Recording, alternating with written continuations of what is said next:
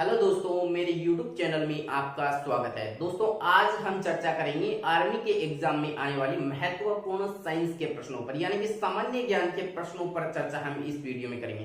दोस्तों, इसमें जितने भी प्रश्न मैंने डाले हैं उन सभी प्रश्नों का हल मैं इस प्रकार करवाऊंगा कि उन प्रश्नों से संबंधित कोई भी प्रश्न नहीं छूटेगा, यानी कि प्रत्येक प्रश्न का निचोड़ वहीं पर निकालने का प्रयास करेंगे। तो दोस्तों, यदि आपको वीडियो अच्छा लगा है या फिर बुरा लगा है, मुझे कमेंट करके अवश्य बताएं कि वीडियो आपको क्या इसमें कमी है या फिर क्या इसमें अच्छाई है, और वीडियो को अंत तक जरूर देखें। तो पहले प्रश्न से शुरुआत करता हूं। मानव में पाचन कहां से प्रारंभ होता है? क्या पूछ रहे हैं कि मानव जो है, मनुष्य है, उस मनुष्य के शरीर में पाचन कहां से प्रारंभ होता है? पाचन की क्रिया कहां से प्रारंभ होती है? तो दोस्तों, सबसे पहले तो मैं आपको ये पूछूं कि पाचन होता क्या है। तो पाचन दोस्तों होता है कि भोजन के बड़े बड़े अणुओं को छोटे छोटे अणुओं में तोड़ना ही पाचन क्रिया होती है। तो ये पाचन क्रिया प्रारंभ कहां से होती है? तो दोस्तों, ये पाचन क्रिया है, ये मनुष्य के मुख से प्रारंभ होती है। यानी कि अपन सबसे पहले भोजन ग्रहण करते हैं तो वो कहां पर जाता है? अपने मुख में जाता है। कहां पर जाता है? अपने मुख में जाता है, और मुख से ही भोजन की पाचन क्रिया प्रारंभ हो जाती है। तो अपना प्रश्न में भी यही पूछा है कि पाचन क्रिया का प्रारंभ कहां से होता है? तो पाचन क्रिया का प्रारंभ कहां से होता है? अपने मुख से पाचन का प्रारंभ होता है। अब आपसे कोई पूछे कि पाचन का समापन कहां पर होता है, तो पाचन क्रिया का अंत जो होता है वो गुदा में होता है। यानी कि पाचन अपना समाप्त कहां पर होता है? तो कहां पर होता है? गुदा में होता है। अब दोस्तों, अपन बात करें प्रश्न नंबर 2 पर। बोल रहा है कि मानव में पाचन क्रिया कहां पर संपन्न होती है? कहां पर संपन्न होती है? दोस्तों, मैं आपको पहले ही बता चुका हूं कि पाचन किसको बोलते हैं। पाचन होता है भोजन के बड़े बड़े अणुओं को छोटे छोटे अणुओं में तोड़ना ही पाचन होता है। और ये पाचन जो है वो मुख से प्रारंभ होकर गुदा में इसका अंत होता है। लेकिन इसने क्या पूछा है कि पाचन संपन्न कहां पर होता है? यानी कि ये जो पाचन की पूरी प्रक्रिया है ये मुख से लेकर गुदा तक कहां पर, कौन से भाग में संपन्न होती है, फिर उसको क्या बोलते हैं? तो दोस्तों, इसको बोलते हैं आमाशय, मुख, गुदा और आहार नाल। तो दोस्तों, ये पाचन की क्रिया जो है ये संपन्न होती है, ये आहार नाल में संपन्न होती है। यानी कि मनुष्य की जो आहार नाल होती है उसमें पाचन क्रिया संपन्न होती है। अब दोस्तों, मैं बात करूं आहार नाल की, तो अपन क्या करवाते हैं, कई बार अपने को खाना खाने के बाद जलन महसूस होती है या फिर और किसी समस्या के कारण पेट में जलन होती है, जो भी होती है, तो अपन डॉक्टर के पास जाते हैं। वो अपना एंडोस्कोपी करता है। क्या करता है? एंडोस्कोपी करता है। तो प्रश्न आ सकता है कि मानव के आंतरिक भागों की जांच करने के लिए कौन सी विधि काम में ली जाती है, या फिर कौन सा यंत्र काम में लिया जाता है? तो उसका नाम है एंडोस्कोपी। क्या नाम है? एंडोस्कोपी काम में ली जाती है। अब दोस्तों, मानव में जो ये आहार नाल की बात की है, किसकी बात की है? आहार नाल की बात की है। तो अपने पास प्रश्न पूछ सकता है कि शाकाहारियों या फिर मांसाहारियों में किसकी आहार नाल अधिक लंबी होती है?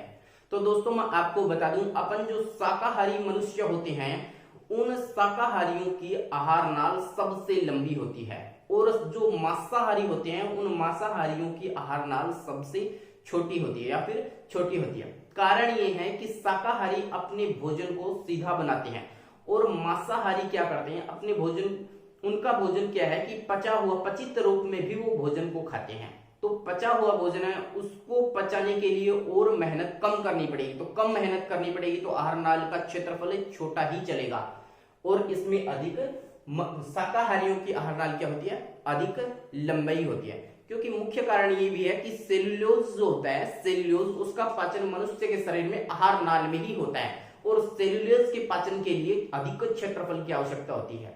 इसलिए भी शाकाहारियों का आहार नाल अधिक लंबी होती है। प्रश्न नंबर 3 दे रखा है, मानव में अस्थायी दांतों की संख्या क्या है? कौन से दांत है? अस्थायी दांत। कौन से दांत? अस्थायी दांत। अगर दोस्तों मैं बात करूं मनुष्य में कितने प्रकार के दांत होते हैं, तो मनुष्य में 4 प्रकार के दांत होते हैं। अब इसमें क्या पूछा है?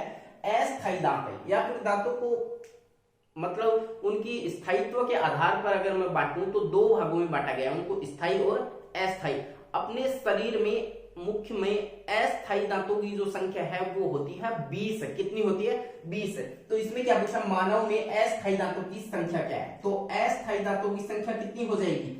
20 हो जाएगी। तो ये तो क्या हो गई, अस्थाई हो गई। अब बात करूं मानव के शरीर में स्थायी दांत कितने होते हैं, तो मानव के शरीर में 20 और 12 कितने शेष रह गई, 20 तो हो गए अस्थायी और स्थायी दांतों की संख्या होगी 12। इसका मतलब कुल दांतों की संख्या कितनी होती है, 32 होती है। कितनी होती है, 32 होती है। अब अस्थायी दांत और स्थायी दांतों की बात करें तो मनुष्य के शरीर में स्थायी जो दांत होते हैं वो एक बार आते हैं, उसके संपूर्ण जीवन काल में स्थायी दांत एक बार ही उसके उगते हैं। या फिर मैं बोलूं अस्थायी दांत, तो अस्थायी दांत क्या होते हैं, इनको दूध के दांत भी बोलते हैं, जो कि बच्चों में अपेक्षाकृत टूट जाते हैं, उसके बाद पुनः इन 20 दांतों का आगमन हो जाता है, इसलिए इनको अस्थायी दांत बोलते हैं। तो प्रश्न नंबर 3 का उत्तर हो गया मानव में अस्थायी दांत हो गए 20। अगला प्रश्न नंबर 4 है मनुष्य के शरीर का कठोरतम पदार्थ है, यानी कि मनुष्य जो है उस मनुष्य के शरीर का सबसे कठोरतम पदार्थ कौन सा होता है। तो दोस्तों मैं आपको बता दूं वो कठोरतम पदार्थ अपने दांतों पर उपस्थित होता है और उसका नाम क्या होता है वो इसमें पूछा है। तो इनेमल, डेंटिन, हड्डी और इनमें से कोई नहीं। तो मनुष्य के शरीर का कठोरतम पदार्थ होता है वो होता है इनेमल। क्या होता है, एनिमल, जो कि अपने दांतों पर इसकी परत जमा होती है और ये सबसे कठोर होता है। अब बात करूं इसका क्षरण भी होता है, तो अपन क्या करते हैं जब अपन ब्रश करते हैं तो इसको यदि अधिक रगड़ेंगे तो फिर इसका क्षरण प्रारंभ हो जाता है, इसलिए कम समय के लिए ही घिसना चाहिए। अब दोस्तों मैं बात करूं इस कठोरतम पदार्थ की, तो ये किससे, इनेमल है वो किससे बना होता है। तो इनेमल जो है वो कैल्शियम कार्बोनेट और कैल्शियम फोस्फेट से बना होता है। तो प्रश्न एग्जाम में पूछता है कि अपने दांतों पर परत होती है, जो इनेमल की परत होती है वह किससे बनी होती है, तो कैल्शियम कार्बोनेट या फिर कैल्शियम फोस्फेट से ये बनी होती है। अब बात करूं मैं मनुष्य के शरीर का कठोरतम पदार्थ क्या हो गया, इनेमल हो गया। अब ये जो इनेमल है, मनुष्य के जो दांत होते हैं सबसे ऊपरी परत होती है इनेमल और उसके जस्ट नीचे होता है डेंटिन। क्या होता है, डेंटिन, और फिर नीचे तंत्रिकाओं से जुड़े होते हैं अपने दांत।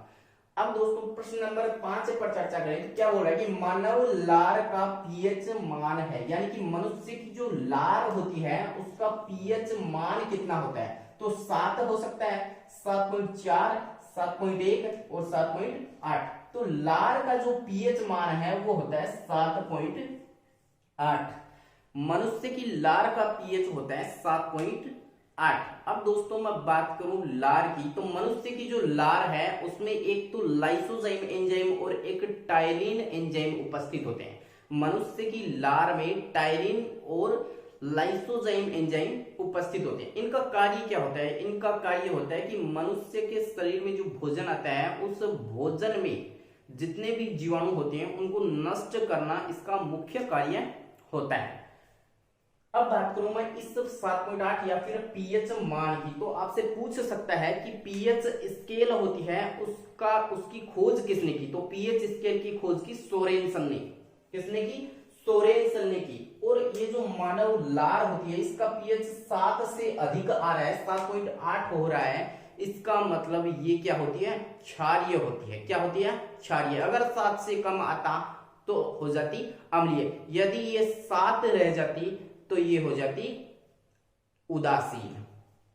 अब प्रश्न नंबर 6 पर चर्चा करें। तो मानव शरीर में जठर रस का निर्माण कहां पर होता है। मानव शरीर में जठर रस का निर्माण कहां पर होता है, आमाशय में, मुख में, ग्रसनी और जीभ में। तो मानव शरीर में जठर रस का निर्माण है वो कहां पर होता है, आमाशय में होता है। यानी कि अपना जो आमाशय है मुख से, उसमें आमाशय में जैसे ही भोजन पहुंचता है, तो जैसे ही भोजन पहुंचेगा आमाशय से क्या होगा कि जठर ग्रंथियां होती हैं। क्या होती है, जठर ग्रंथियां होती है, वो जठर रस का स्त्रावन करेंगे। और ये जठर रस है ये क्या करता है, आमाशय में जितने भी भोजन के साथ जीवाणु आते हैं या फिर कीटाणु जीवाणु जो भी आते हैं उनको नष्ट करना इसका मुख्य कार्य है। इस जठर, ये जो जठर रस है, इस जठर रस का स्त्रावण किससे होता है, जठर ग्रंथि में होता है। तो जठर ग्रंथि कहां पर उपस्थित होती है, तो आमाशय की दीवारों में जठर ग्रंथि उपस्थित होती है और यही जठर ग्रंथि भोजन के साथ आए जीवाणुओं को नष्ट करती है। तो प्रश्न नंबर 6 का उत्तर हो गया अमाशय। इसी जठर रस का उत्पादन करने वाली जठर ग्रंथि है उसको गैस्ट्रिक ग्लैंड भी बोलते हैं। क्या बोलते हैं? गैस्ट्रिक ग्लैंड भी बोलते हैं। प्रश्न नंबर 7 दे रखा है, मानव शरीर में HCl उपस्थित होता है। HCl का मतलब है हाइड्रोक्लोरिक अम्ल। तो पूछ रहा है कि मानव के शरीर में हाइड्रोक्लोरिक अम्ल कहां पर उपस्थित होता है? तो मुख में, अमाशय में, यकृत में और ग्रसनी में। तो दोस्तों यदि मैं HCl हाइड्रोक्लोरिक अम्ल की बात करूं तो ये मनुष्य के शरीर में अमाशय में उपस्थित होता है। कहां पर उपस्थित होता है? अपने शरीर में जो अमाशय है उसमें हाइड्रोक्लोरिक अम्ल उपस्थित होता है, जो कि एक प्रबल अम्ल है। क्या है? प्रबल अम्ल है। दोस्तों इसकी बात करूं मैं, यदि इस हाइड्रोक्लोरिक अम्ल की अपने शरीर में कार्य क्या होता है या फिर उपयोगिता क्या होती है, तो ये क्या करता है? भोजन के साथ आए जीवाणु और कीटाणु को नष्ट करता है। क्या करता है? भोजन के साथ आए जीवाणु और कीटाणु को नष्ट करता है। अब यदि इस HCl की, हाइड्रोक्लोरिक अम्ल की अपने शरीर में अधिकता हो जाए या फिर अमाशय में अधिकता हो जाए तो क्या होगा? तो उससे उत्पन्न होता है एसिडिटी। क्या होता है? एसिडिटी, जिसको हिंदी में बोलते हैं अम्लीयता। और इस अम्लीयता या फिर एसिडिटी को तुरंत दूर करने के लिए अपन क्या करते हैं? किसी शॉप पे जाते हैं और इनो का पाउच खरीदते हैं। क्या करते हैं? इनो का पाउच खरीदते हैं और इनो के ऊपर लिखा होता है इनो ले झट आराम, मतलब कि 5 सेकंड में इनो से आराम। उसमें क्या होता है ऐसा इनो में, जिसके कारण ऐसी अभिक्रिया होती है और अपनी एसिडिटी तुरंत दूर हो जाती है। तो दोस्तों ये जो अपना जो HCl होता है, अमाशय में अधिकता होती है, इसको दूर करने के लिए जो इनो काम में लेते हैं, इसके अंदर होता है मिल्क ऑफ मैग्नीशिया या फिर बोले तो मैग्नीशियम हाइड्रोक्साइड। उसका सूत्र होता है MgOH का होल ट्वाइस। इसी को बोलते हैं milk of magnesia, milk of magnesia.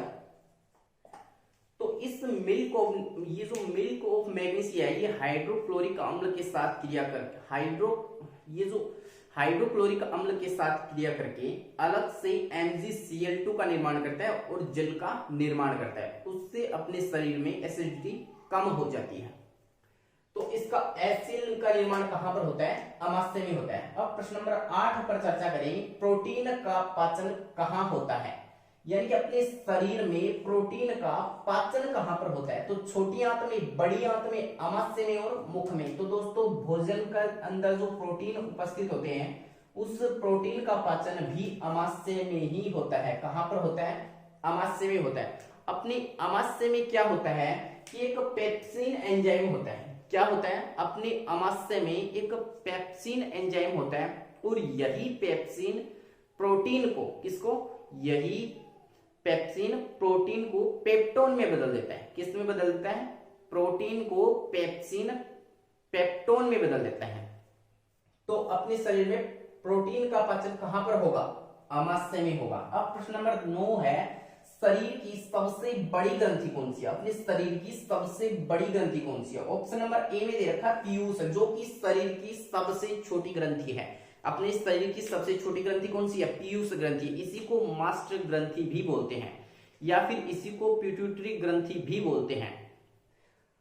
तो ये जो शरीर की सबसे बड़ी ग्रंथि है, ये यकृत, अग्नाशय और थायराइड। तो क्या होती है? यकृत अपने शरीर की सबसे बड़ी ग्रंथि होती है। दोस्तों अपने शरीर की सबसे बड़ी ग्रंथि कौन सी होती है? यकृत होती है। यदि मैं पूछूं यूरिया का निर्माण कहां पर होता है, तो अपने शरीर में यूरिया का निर्माण यकृत में ही होता है। कहां पर होता है?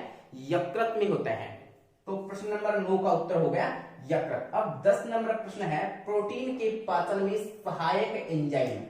प्रोटीन का जो पाचन है उसके अंदर सहायक कौन सा एंजाइम होता है? तो दोस्तों अपन ने अभी इस प्रश्न में चर्चा की थी कि प्रोटीन का पाचन कहां पर होता है। तो कहां पर होता है? अमाशय में होता है। और यहीं पर मैंने आपको बताया कि अमाशय से पेप्सिन का स्रवण होता है। किसका होता है?